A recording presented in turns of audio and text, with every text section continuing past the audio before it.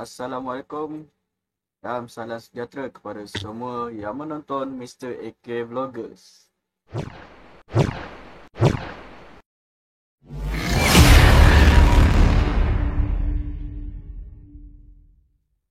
Okey, video kali ini saya nak kongsikan tentang sedikit sejarah berkaitan dengan Parit Sulong. Yang mana dahulu terkenal dengan sejarah Parit Sulong Massacre atau juga dikenali sebagai pembunuhan beramai-ramai di Parit Sulong. So, kita nak teruskan pada kisah yang berlaku pada Perang Dunia Kedua masa tu. Apa kata kita kenali dulu latar belakang sedikit sebanyak tentang Parit Sulong. Right? Apa yang saya ambil ni artikel daripada Wikipedia. So kadang Wikipedia ni tak lengkap lah dia punya apa info-info dia. So apa yang ada kat sini ini lah yang saya dapat kongsikan. So kita mulakan dengan latar belakang Parit Sulong. Parit Sulong adalah salah sebuah pekan di daerah Batu Pahat, Johor, Malaysia. Jabatan bersejarah Parit Sulong dibina ketika Perang Dunia Kedua adalah satu ciri yang utama di dalam pekan ini. Dengan kedudukan yang strategik dan pembangunan yang kian pesat di Parit Sulong semakin menarik perhatian dari dalam Johor dan luar Johor yang tidak pernah putus untuk menyinggah dan membeli belah. Pasar harian, pasar awam setiap hari Sabtu dan pasar tani setiap hari Rabu sentiasa menjadi pilihan. Dan terdapat banyak perkampungan di sini. Getah dan kelapa sawit merupakan sumber mata pencarian utama penduduk di sekitar pekan ini. Okay, kita teruskan kepada sejarah. Asal usul nama Parit Sulong. Ianya bermula pada tahun 1901 apabila Datuk Bentara Luar iaitu Datuk Mat Saleh bin Perang lawat ke kampung-kampung setelah membuka bandar penggarap. Melihat banyak tanah-tanah yang terbiar dan tidak ditanam dengan tanaman yang mendatangkan hasil, maka beliau menyarankan semua penduduk kampung membina sistem peparitan dan parit-parit itu akan dinamakan dengan mereka yang mengusahakan parit tersebut. Untuk menyahut seruan ini, maka ramailah penduduk kampung berlumba-lumba membuka tanah dengan menggali parit-parit. Masalahnya ialah bekerja. Dengan itu, ramailah orang-orang dari Jawa dibawa masuk untuk membantu kerja-kerja ini. Orang-orang dari serata pelosok dan inilah kau tutup. Belum 12 lagi. Orang tu lagi jap.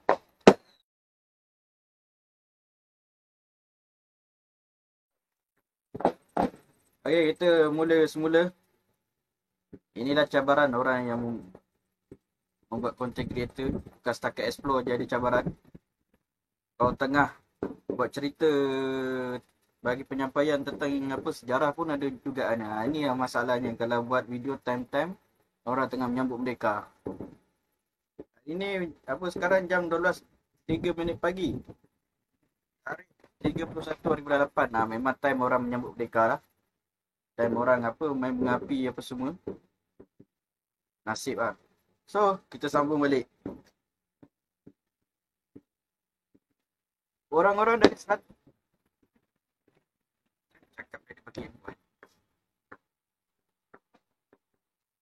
dari serata pelosok datang berduyun-duyun dari Siak, dari Jambi dan dari Palembang dan juga dari Banjar datang membuka tanah dan membuat penempatan di sepanjang sungai Simpang Kiri. Di Senangga, kampung berhampiran sungai Senangga, salah satu cabang sungai Simpang Kiri, terdapat seorang bernama Sulong bin Gantang yang banyak hartanya. Selain ada kebun, beliau menternak lembu dan kerbau. Beliau juga memiliki kedai dan pengkalan pot untuk para pekerjanya. Mendengar seruan Datuk Bentara Luar itu, maka Sulong bin Gantang bersama Kadir bin Ar atas nasihat Pawang Dolah mula menggali parit. Terusan air dari berhampiran pengkalan botnya hingga ke darat kemudian dinamakan parit itu sebagai parit sulung. Dengan terbinanya parit ini, Rantau Senanggar tidak lagi disebut orang. Sebaliknya dikenali sebagai parit sulung sahaja. Selepas itu, pada tahun 1917, Sulong Begantang telah dilantik oleh Penghulu Saad, Penghulu Simpang Kiri ketika itu sebagai ketua kampung naik penghulu parit sulung.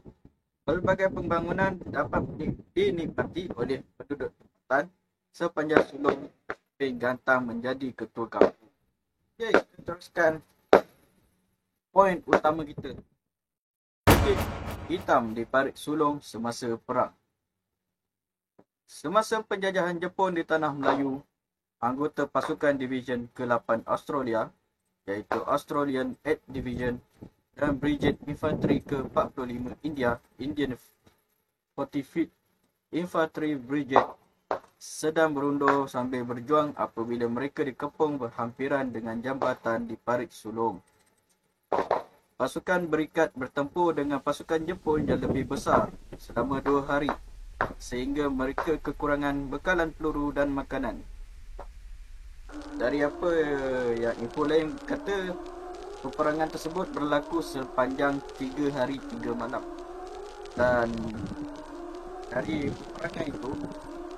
peperangan start daripada Kelantan yang dari utara timur sampailah ke Singapura. Yang mana peperangan di parit sulung ini adalah peperangan yang paling sengit di antara penjajah itu Jepun dan juga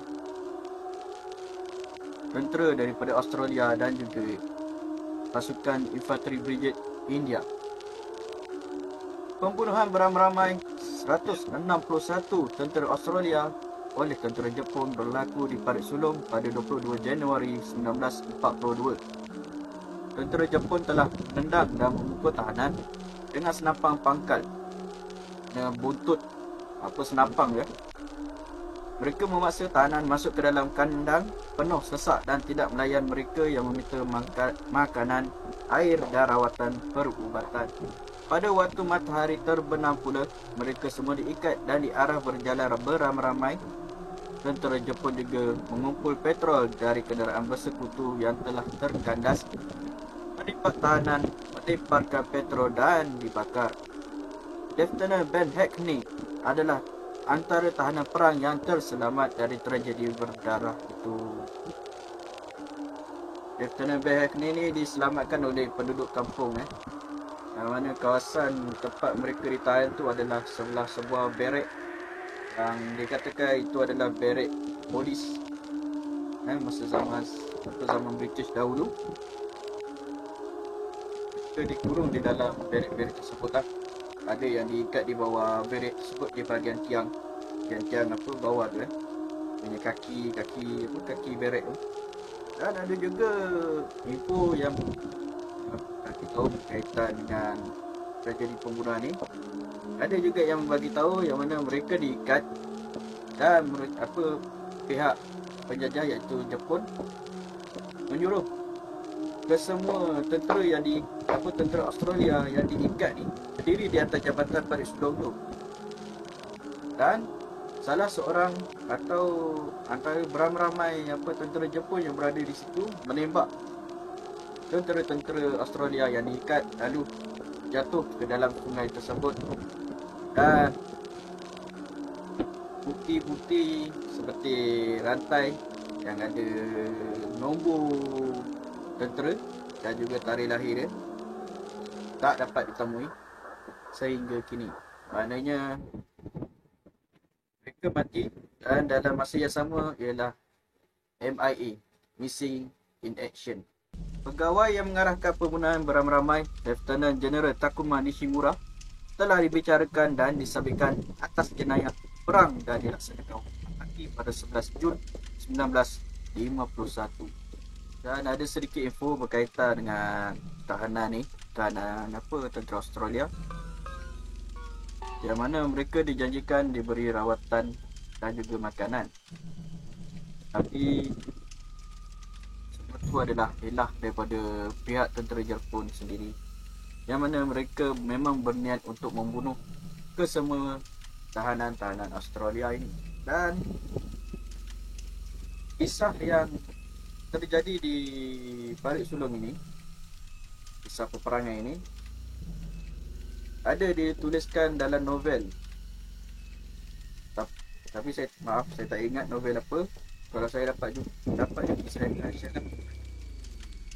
Penceritaan di dalam novel itu ditulis oleh salah seorang novelis wanita, dan semua ceritaan itu diceritakan oleh Ben Hackney sendiri kepada penulis novel tersebut. So ini adalah sedikit sebanyak info yang saya dapat kongsikan kepada rakan-rakan semua. Dan saya akan share juga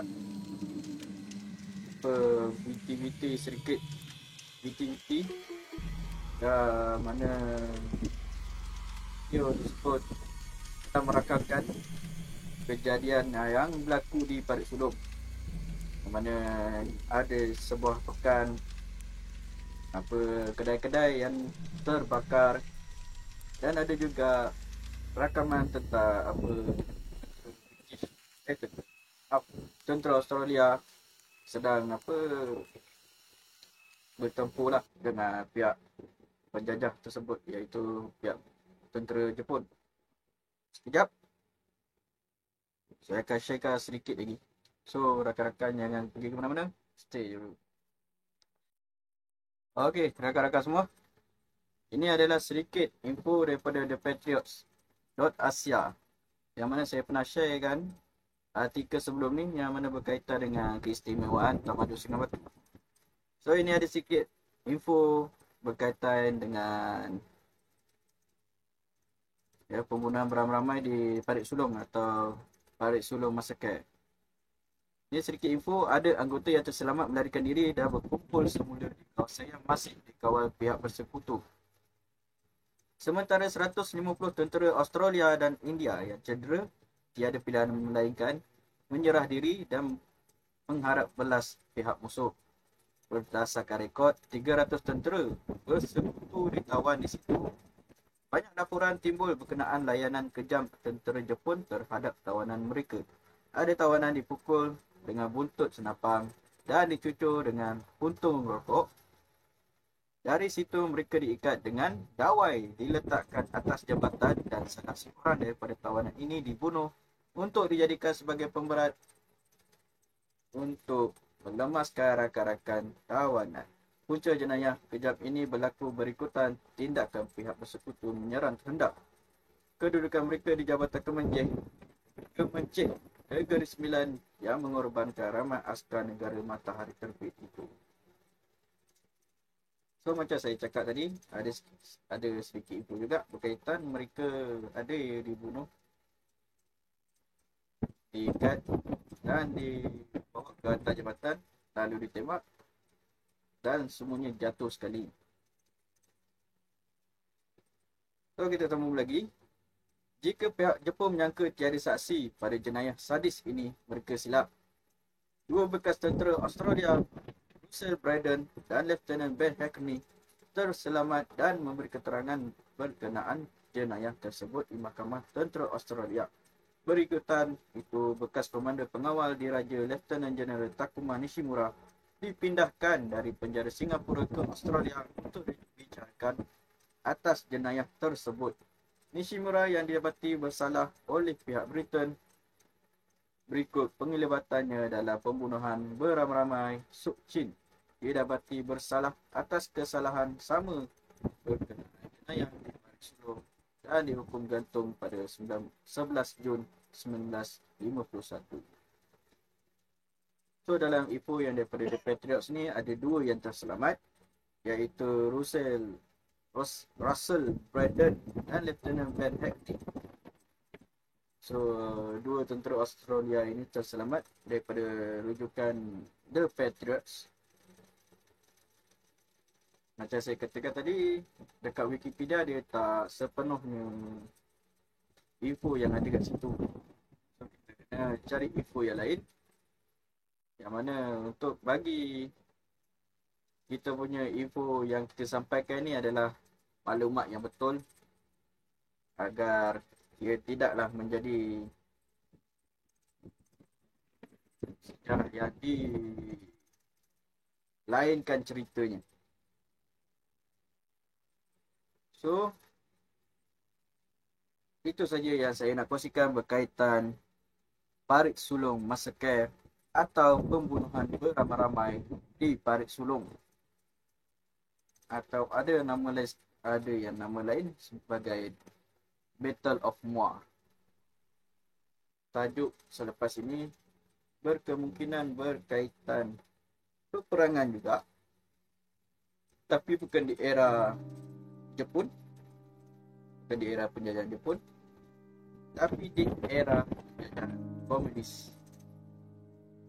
Dan cerita dan info sejarah yang akan saya kongsikan lepas ni adalah berkaitan dengan sejarah Bukit Kepong.